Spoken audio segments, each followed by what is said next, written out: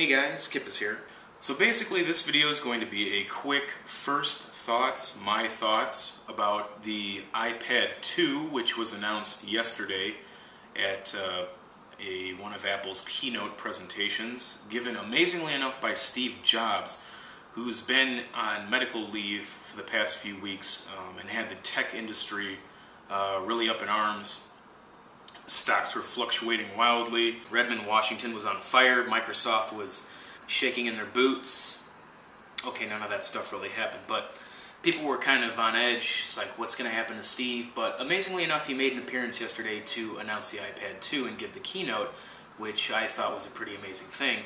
So good to see you're back, Steve, and all that good stuff. So let's talk about the iPad 2. Whatever.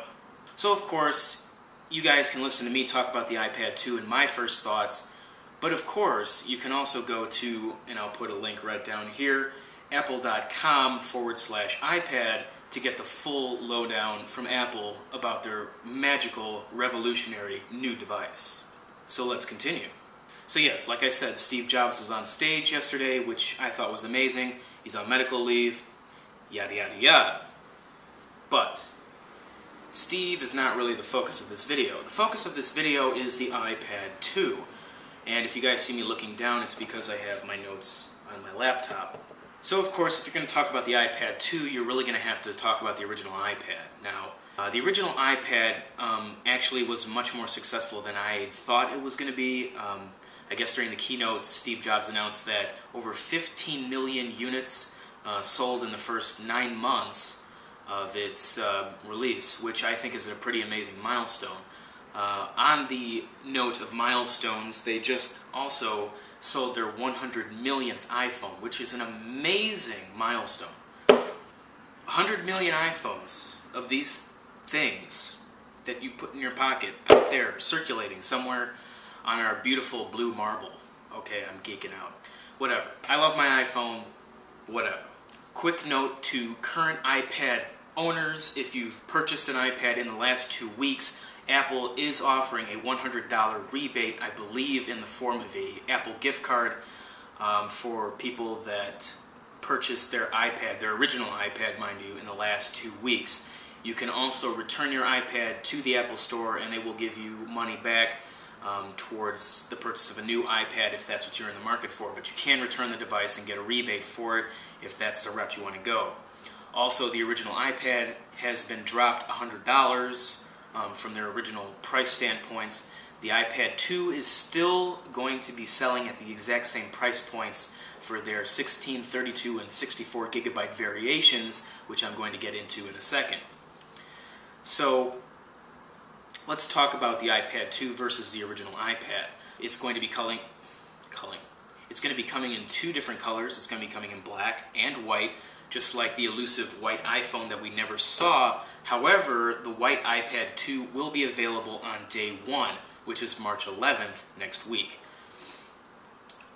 Steve Jobs also introduced Apple's new A5 processor, which is still clocked in at 1 gigahertz. However, it is now a dual-core processor, which means it's up to 2 times faster than its predecessor A4 chip. They really didn't get into the graphics all that much. I really don't know from the specs what the graphics are yet, but they are clocked in at about 9 times faster than the previous graphics on the original iPad.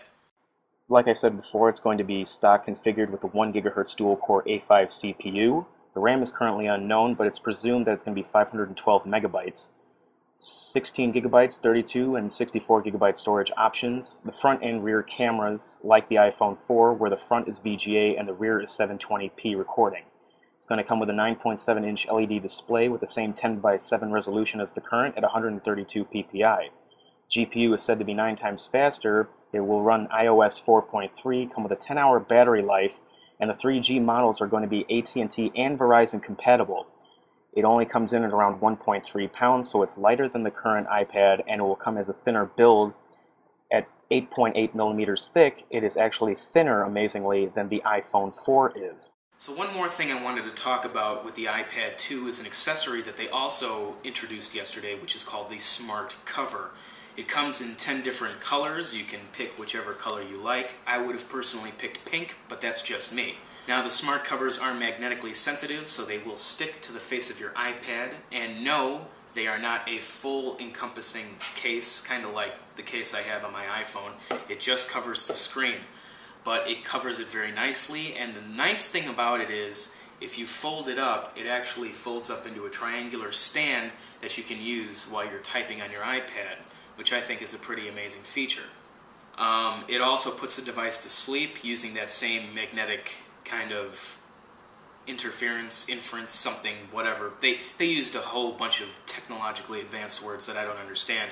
But basically, once you put the cover on the device, it will immediately go to sleep, and once you take it off, it will turn back on. $39, they're going to be selling it for the cloth version of that, and $69 for the leather version of that for us who are a little more stylish and want to roll that way. So like I said before, the 3G iPad 2 is going to be running on AT&T and Verizon, just like the iPhone 4. Last thing I want to talk about, will I be getting the iPad 2? Now, a lot of people have been talking to me about this, asking me, Brandon, are you going to be getting an iPad 2? At this point in time, I'm going to have to say no. And the only reason why I say that is because I have the iPhone 4, which is what I consider to be the original iPad. I call this the iPad Original. It's the iPad that fits in my pocket. It's the iPad that can do everything that the bigger brother iPad 2 can do. So I'm very happy with my iPhone 4, and I'm not going to be getting the iPad 2.